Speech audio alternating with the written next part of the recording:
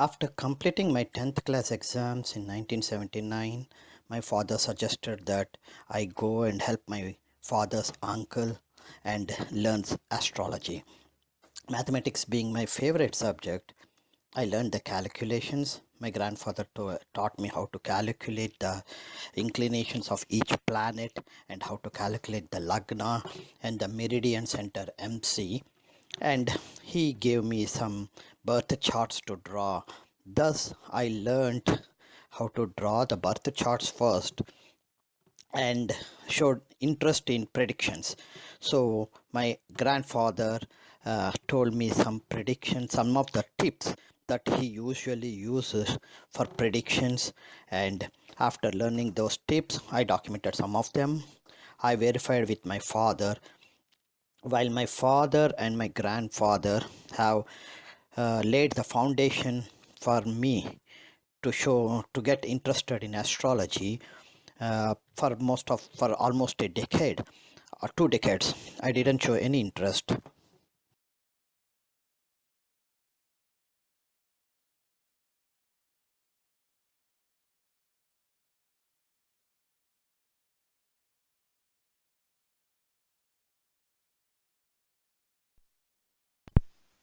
Hi, welcome to Sastry Karra's astrological series.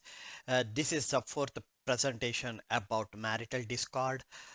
In this presentation, what I'm trying to do is to explain the couple, both male and female chart. When I superimpose it, how clearly I can see from an astrological perspective that there will be a lot of troubles in their marital life. This is something that I would like to do when somebody comes and asks for what is the possibility for how will their marital life will be once they get married, or if there is any issues in the marital life, and if they want to know whether their marital life will be continued or do they need to pursue for a divorce. In this example, the male was born in 1919 and the female was born somewhere in 19 after 1920. So they got married quite a long time back that we have no idea about their birth details. That means I do not have their Vamsotari Dasa or any of our Dasa systems. So when you come across any of these any person's charts in this way, after you superimpose it, there are certain red flags that you have to look for it. And if you see those red flags, that's the best way to tell that the marital life will be chaotic. I hope you will like this presentation, and let me know if you have any other married couple that had uh, a lot of marital discord, and you would like and to analyze it and put it in YouTube as an educational video presentation. Thank you very much.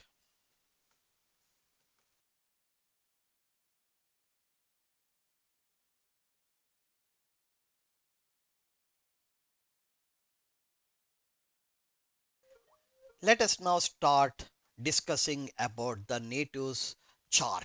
First of all, we will talk about the male native. And if you look at the male native, for this particular male native, Lagna is Aries. So the Lagnadipati is Mars. And Mars is residing in the first house. So the Lagnadipati residing in its own house. The first house indicates that the native has more characteristics pertaining to Mars or correlated to Mars and more with Aries. Aries is a fiery planet. Mars is a fiery planet. Okay, just keep that in mind.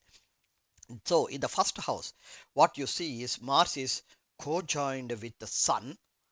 Sun in Aries is exalted. So Mars is co-joined with an exalted Sun. Sun is the fifth house lord. So Mars, being so violent, is co-joining with the fifth house lord. Exalted fifth house lord indicates that there will be something pertaining to the fifth house bhava. It will be a little bit violent or aggressive. So you can say that either the pair of native's father is aggressive, or the native has an aggressive relationship with his father, or something pertaining to native's children will be problematic. That is when you come and look at the first house lord. Now that we have seen the first house lord, let's go and try to look at the other important houses pertaining to marital life. The most important, the next one is the second house. Second house is kutumbasthanamo. So in second house, for this native, what you see is moon. Moon is the fourth house lord. Wow. And Venus.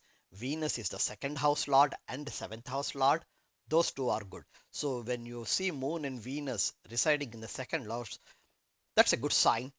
But unfortunately, what you see is that with moon and Venus, you see Ketu there. That means Rahu is residing in the eighth house and having a direct aspect on the second house. Remember, Mars is the Lagnadipati. Mars is the owner of first and eighth houses. So Rahu is residing in the house owned by Lagnadipati and is looking at the second house where the fourth, second, and seventh house lord is residing. That indicates that the fourth. That's one thing you have to keep in mind.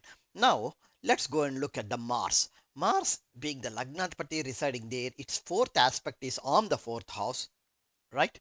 Where Saturn is residing, a malefic is residing. So, for this particular native, Lagnadipati is looking at the fourth house where a malefic is residing, indicates that the particular native has some sort of a trouble pertaining with his mother, or will not have a stable property, or will not own any vehicles, or above all, the particular native's home life environment will be very dynamic and chaotic.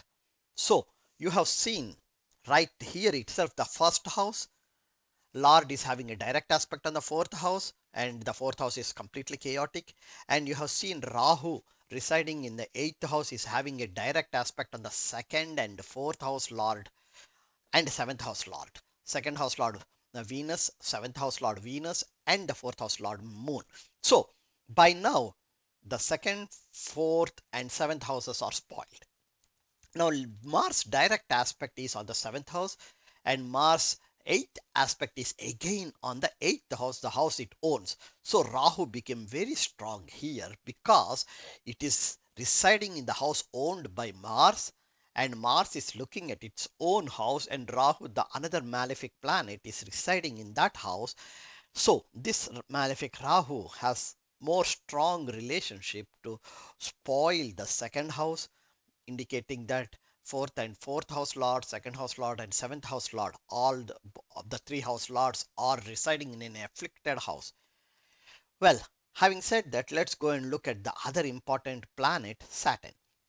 Here, Saturn is in the fourth house. That means it rules the fourth house. We know the fourth house is completely chaotic.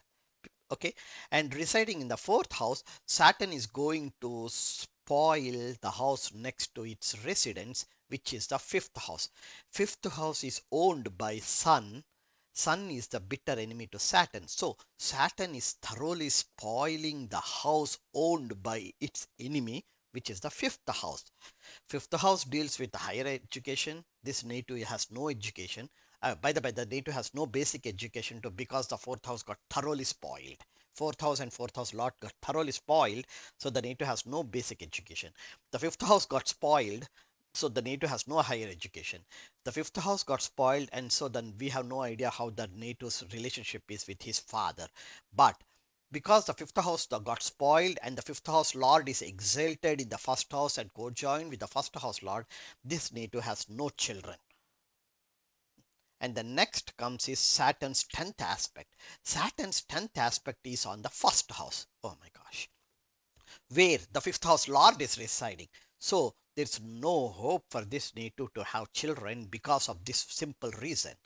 And because Saturn is aspecting the first house where Mars is residing, and Mars is aspecting the fourth house where Saturn is residing, there's a strong bondage between Mars and Saturn, indicating that whatever the impact, afflictions that the one is going to do, the other is supporting it. So overall, when you look at this particular chart, male chart, one thing for is sure to is that this particular native has uh, troublesome second house, that is pertaining to Kutumbasthanam and Dhanasthanam, has troublesome fourth house. Sukhasthanamo has troublesome fifth house, seventh house. So this is how when I just looked at the chart without knowing anything, this is what I did. It is I just tried to see how are these houses, how much affliction is there in these houses for this particular male native. Let me go and see how it is for the female native too.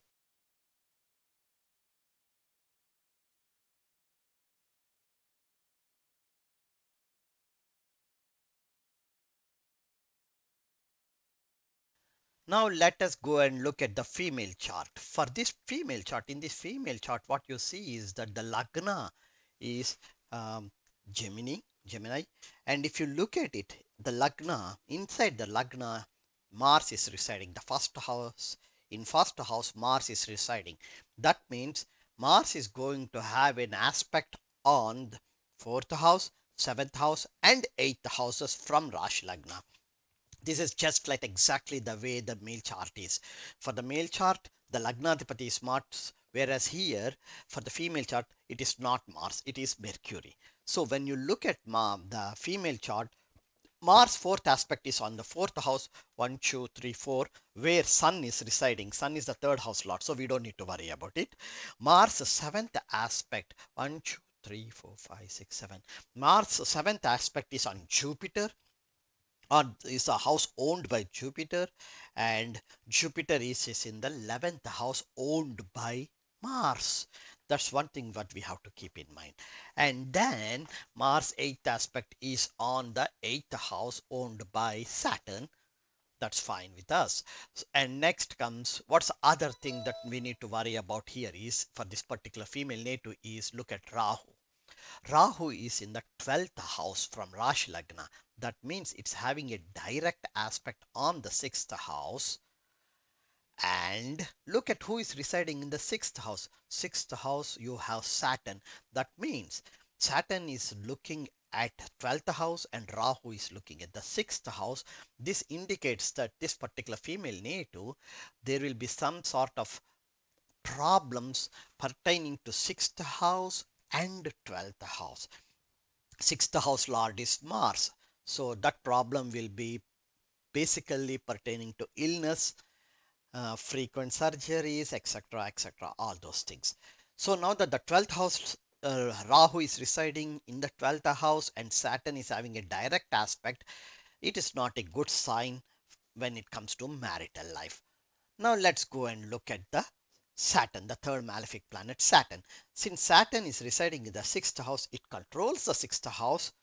We know that it's the lord of the eighth house. So the eighth house lord is controlling the sixth house, indicating that this native might have a number of medical issues, that those are life threatening and might have gone through some sort of a surgeries, hospitalization, etc., etc. That is the sixth house because Saturn is residing there. Now, since Saturn is residing in the sixth house, it's sure to spoil the seventh house. Mars is looking at the seventh house, and Saturn has spoiled the seventh house, and the seventh house lord is residing in the house owned by Mars. Oh my gosh, this is enough to tell. You don't need to explain more for for a female native about the marriage, how the marital life will be with this basic simple condition. Now that you have seen that, let's go, because the natal is a female, let's go and see the relationship between natal moon and natal Mars. From natal moon, moon is in the 10th house. That means from natal moon, natal Mars is in the 4th house, which is a Kuja dosha. So from natal moon, because Mars is in the 4th house, for this particular female, the 4th house is very dynamic, becomes very dynamic, indicating that the 4th house deals with the mother. So the native might have some sort of an issue with her mother. 4th house deals with property. The native might or might not have any property uh, on her name. And also the 4th house deals with home life environment. So there's always some sort of an issues in the native's home life environment.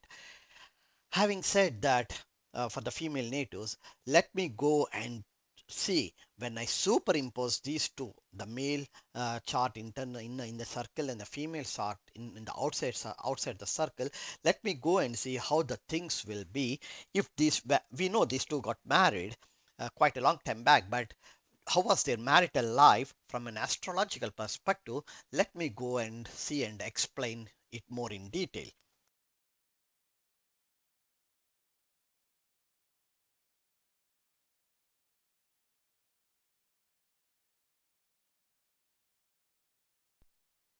That we have individually as reviewed the charts for both male and female, let's now superimpose and see what are the commonalities in this chart. Now that they are got married and we know that the marital life was very is not happy. So let's try to look at the commonalities. First and the foremost that we have to keep in mind is that for both natives, Mars is in the first house, and Mars, when it is in the first house, it has the aspect on the fourth house, the seventh house, and eighth house on their individual charts.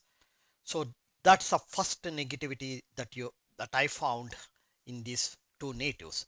Next thing is I look at the important houses. Here, look at the female natives Rahu. Where is it residing? It is residing in the 12th house in the female chart.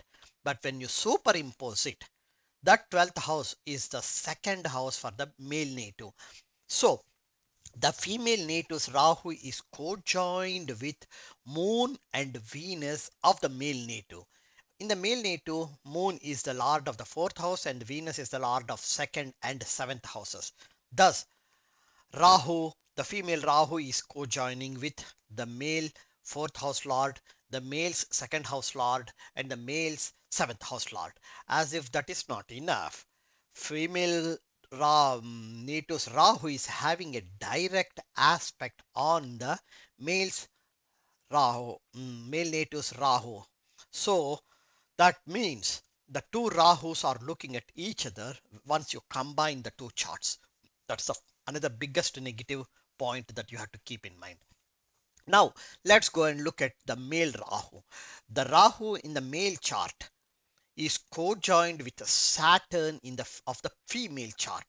Oh gosh. So, either of the way, when the planets are looking at each other, the male natives Rahu is looking at female natives Rahu, and male natives Rahu is co-joined with the female natives Saturn. Female natives Rahu is co-joined with male natives Moon and Venus. So this is one of the most negative thing that you can ever notice when you try to see if the two charts are compatible for a happy married life. Now, now that we have checked out all those things, let's go back and see like the Saturn, his Saturn. The male natives in the male natives chart, Saturn is in Cancer. So when you superimpose it, that becomes the second house for the female native. So the male native Saturn is now in the second house of the female native, which is the Kutumbasthanamu. Okay, and then look at one more thing. The male native Saturn third aspect is on Virgo, and in Virgo, in the female native, you see Sun. So the male native Saturn is having a third aspect on female native Sun. Remember, Sun is the bitter enemy for Saturn, and in the male's chart, male native Saturn's 10th aspect is on male native Sun, and male native's third aspect is on female native Sun. Either of the way, either of the way, that tells you that the Sun, the most important planet here, is being uh, fully so much badly spoiled. And then Saturn's 10th aspect. So in the male native, Saturn's 10th aspect is on the first house of the male native, which is the 11th house for the female. 11th house is house of desires. So the male native Saturn is spoiling the 11th house of the female. And as if that is not enough, For the female native, Jupiter is the 1, 2, 3, 4, 5, 6, seventh house lord. And its seventh house lord Jupiter is in the 11th house for the female in the female chart. That means male native Saturn is spoiling the 11th house where the seventh house lord Jupiter is residing. That is, this itself is enough to say, when you see the chart, you can easily say that these two natives, when they get married, their marital life will not be happy at all. And having said that, since I knew this two both male and female natives, they I came to know that they do not they the couple had no kids. They had frequent marital disturbances as usual. The female was sick for most of the time, and there are a lot of other financial issues too. So overall, when you see the marital unhappiness, it's very clear that the important planets that you have to look first is the first house lord, the seventh house lord, Rahu, Saturn, Mars, and then comes the remaining planets. I hope my explanation is clear for you, and thank you very much for listening to this video.